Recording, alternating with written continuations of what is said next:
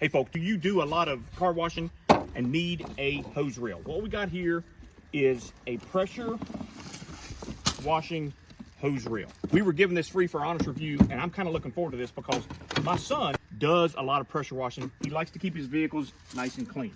All right, doesn't clean up his room, but he will clean his vehicle. So this is going to be a great feature because you can put this up on the house. It's got mountain blocks. It's got the stopper. It's got the connector. All right, it comes with all the mounting hardware. It comes with all the hose connectors. It comes with the pipe tape.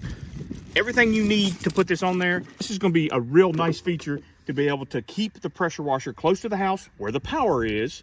And my son doesn't know it, but he's going to be loving this once he gets home from Christmas break.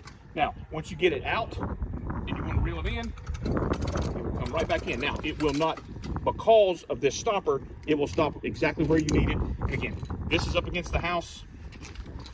This is going to be dangling down. And it comes out nice and easy. And then to come in, you just pull it out a little bit and it retracts right in. So this is a great piece of gear. We're really looking forward to putting this up.